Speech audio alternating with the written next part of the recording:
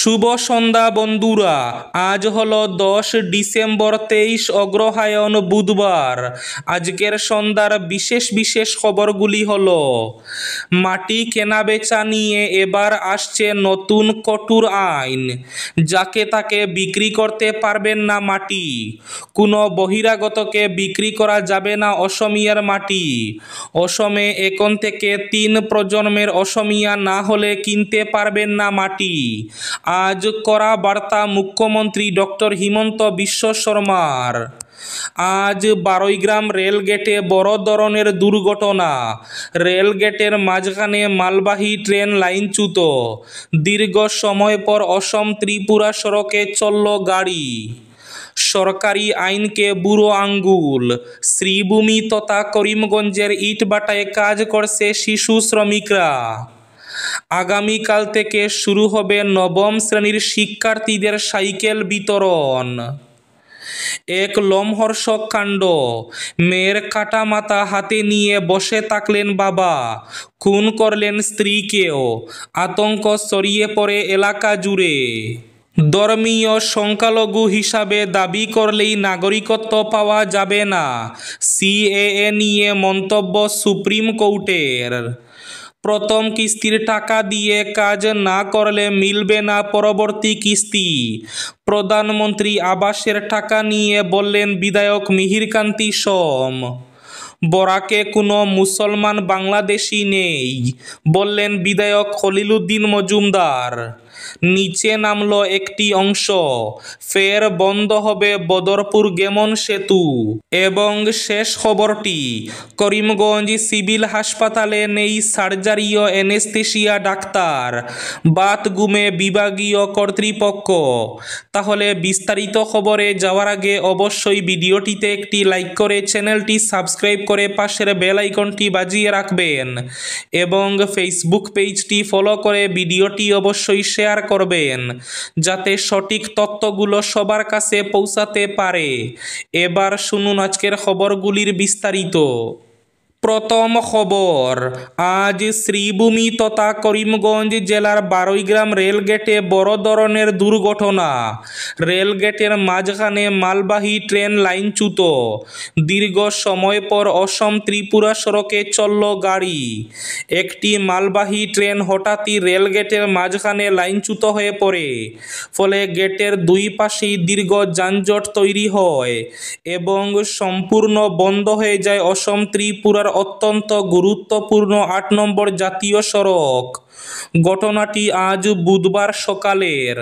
লাইনচ্যুত কামরা সরাতে রেলওয়ে কর্মীরা তৎপরতা শুরু করলেও দীর্ঘ সময় ধরে আটকে থাকে যানবাহন চলাচল। এদিকে ঘটনাটির প্রভাব পড়ে রেল পরিষেবাতেও। আগরতলা শিলচর রুট সহ আগরতলা থেকে সেরে যাওয়া দূরপাল্লার যাত্রীবাহী ট্রেনগুলোর বিভিন্ন স্টেশনে ঘণ্টার পর ঘণ্টা দাঁড়িয়ে পড়ে। সড়কপথে বাস চলাচল বন্ধ হয়ে যাওয়ায় যাত্রীরা চরম দুর্ভোগে পড়েন। অন্যদিকে ট্রেন চলাচল বন্ধ থাকায় বেশ কয়েকটি গুরুত্বপূর্ণ যাত্রাপথ জুড়ে অচলাবস্থা তৈরি হয়। পরিস্থিতি স্বাভাবিক হতে দীর্ঘ সময় লাগে। প্রথম খবর, এবার মাটি কেনাবেচা নিয়ে আসছে কঠোর আইন, কোনো বহিরাগতকে বিক্রি করা যাবে না অসমিয়ার মাটি, মাটি ক্রয় বিক্রয়ের জন্য বলবৎ হবে কঠোর আইন, বিধানসভায় আসছে নতুন আইন, বললেন মুখ্যমন্ত্রী হিমন্ত বিশ্ব শর্মা। কোনো বহিরাগতকে বিক্রি করা যাবে না অসমিয়ার মাটি, অসমে এখন থেকে 3 প্রজন্মের অসমিয়া না হলে কোনো মাটি কেনা যাবে না। শীঘ্রই কঠোর আইন আসছে মাটি কেনাবেচা নিয়ে, কোনো বিদেশি অচেনা মানুষকে মাটি বিক্রি করতে পারবেন না। আজ এই বার্তা মুখ্যমন্ত্রী হিমন্ত বিশ্ব শর্মার। সরকারি আইনকে বুড়ো আঙ্গুল, শ্রীভূমি তথা করিমগঞ্জের ইটভাটায় কাজ করছে শিশু শ্রমিকরা। সরকারি নিয়ম কানুন মেনে চলে অনেক ইটভাটার মালিক শিশুদেরকে শ্রমিক হিসাবে কাজে না লাগালেও কিছু অসাধু ইটভাটার মালিক সরকারি নিয়ম কানুনকে বৃদ্ধাঙ্গুল দেখিয়ে নিজেদের মুনাফা লাভের জন্য তাদের ব্রিক্স ইন্ডাস্ট্রিগুলোতে কম খরচে ইট কাটার জন্য শিশু শ্রমিক ব্যবহার করছে। সেন। শহর সংলগ্ন বাইপাস পুয়ামারা পেটেলনগর সুপ্রাকান্দি বেড়াজাল এলাকায় অনেক ইটভাটাতে শিশু শ্রমিক দিয়ে কাজ করাচ্ছেন বলে জানা যায়। মেয়ের কাটা মাথা হাতে নিয়ে বসে থাকলেন বাবা, খুন করলেন স্ত্রীকেও। লোমহর্ষক কাণ্ড। কন্যা এবং স্ত্রীকে নৃশংসভাবে খুনের ঘটনায় আতঙ্ক ছড়িয়েছে টিয়ক এলাকা জুড়ে। 6 বছরের কন্যা এবং স্ত্রীকে নির্মমভাবে খুন করার অভিযোগ উঠেছে এক ব্যক্তির বিরুদ্ধে। খুনের পর নিজের কন্যার কাটা মাথা হাতে নিয়ে মেঝেতে বসে থাকতে দেখা যায় বাবাকে। টিয়কের বলমা মরণগাঁওয়ে এই শিহরণ জাগানো ঘটনাটি ঘটে।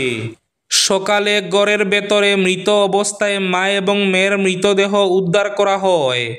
একই ঘরে অবস্থায় বসে থাকতে দেখা যায় পরিবারের কর্তা কল্যাণ করকে। প্রথমে স্থানীয়রা এটি দুষ্কৃতীদের কাজ বলে সন্দেহ করেছিলেন, তবে প্রাথমিক তদন্তের পর পুলিশ নিশ্চিত হয় এই জঘন্য খুনের কাণ্ডের নেপথ্যে অন্য কেউ নয়, স্বয়ং স্বামী ও বাবা কল্যাণ করই অভিযুক্ত। পুলিশ সূত্রে জানা গেছে, প্রথমে অভিযুক্ত কল্যাণ নিজের ছোট্ট মেয়েকে শেষ করে, এরপর ধারালো অস্ত্র দিয়ে স্ত্রীকে কুপিয়ে খুন করে। মঙ্গলবার গভীর রাতে প্রায় 2টা নাগাদ স্থানীয় বাসিন্দারা অভিযুক্তের বাড়ি থেকে চুনচুনি কুয়োর নামে ওই মহিলার হৃদয় বিদারক চিৎকার শুনতে পান। ভয়ঙ্কর কিছু ঘটেছে বলে আশঙ্কা করে প্রতিবেশীরা বাড়ির বাইরে জড়ো হন, কিন্তু পরিস্থিতি বুঝতে এগিয়ে গেলে অভিযুক্ত কল্যাণ সবাইকে কিছু হয়নি বলে ফিরিয়ে দেন। ঘটনাকে কেন্দ্র করে গোটা এলাকায় তীব্র চাঞ্চল্যের সৃষ্টি হয়েছে। পুলিশ ইতিমধ্যে অভিযুক্তকে আটক করে তদন্ত শুরু করেছে।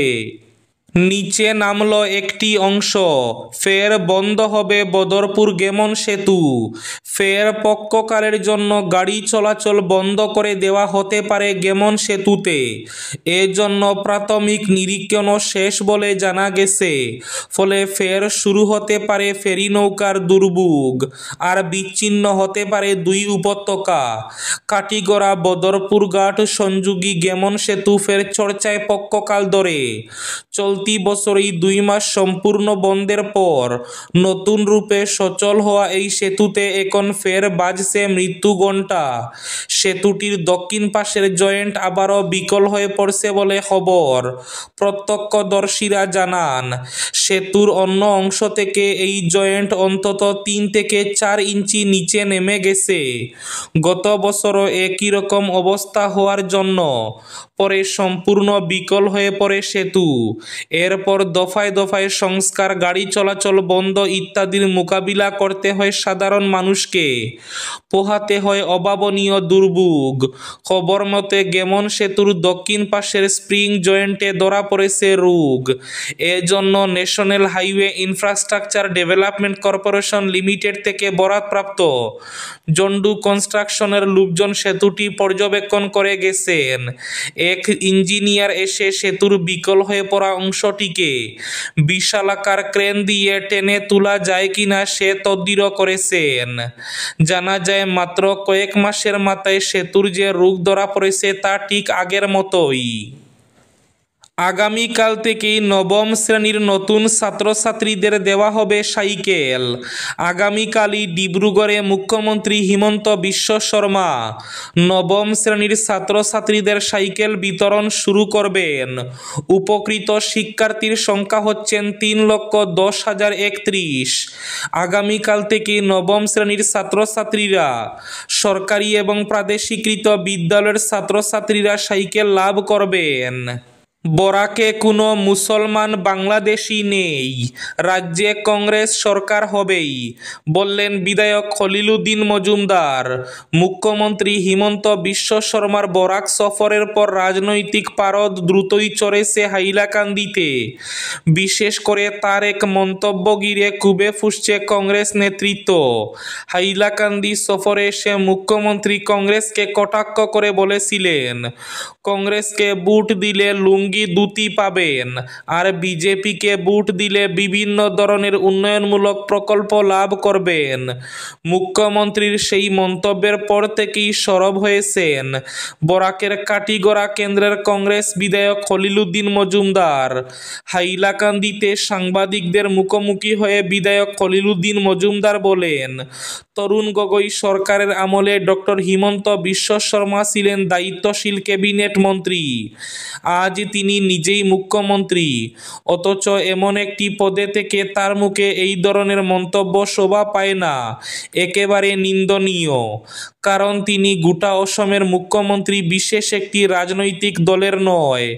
বিধায়ক অভিযোগ করেন, রাজ্যের মানুষ উন্নয়ন চাইছেন, আর ঠিক সেই সময়ে বিজেপি সরকার তাদের কাঁধে চাপিয়ে দিচ্ছে ঋণের পাহাড়।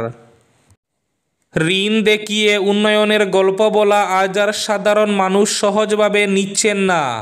পরিস্থিতি প্রতিদিনই তাদের পকেটের চাপ বাড়াচ্ছে দাবি বিধায়কের। মিয়া বা বিদেশি স্থানীয় প্রসঙ্গে মুখ্যমন্ত্রীর বক্তব্যকেও সরাসরি আক্রমণ করেন তিনি স্পষ্ট জানান, বরাক উপত্যকার মাটি বিদেশিদের জন্য নয়, এখানে কোনো বিদেশি মুসলমান নেই। যদি কেউ প্রকৃতপক্ষে বাংলাদেশি হয়ে থাকে, সরকার তদন্ত করে আইন অনুযায়ী ব্যবস্থা নিক, তাতে আমাদের কোনো আপত্তি নেই। কিন্তু ভিত্তিহীন অভিযোগ তুলে সংখ্যালঘুদের অপমান করা মেনে নেওয়া যায় না। করিমগঞ্জ সিভিল হাসপাতালে নেই সার্জারি ও অ্যানেস্থেসিয়া ডাক্তার, বাথরুমে বিভাগীয় কর্তৃপক্ষ। করিমগঞ্জ হাসপাতালের সার্জারি বিভাগের ওয়ার্ডে তালা ঝুলছে, একই সঙ্গে বহির্বিভাগ বন্ধ।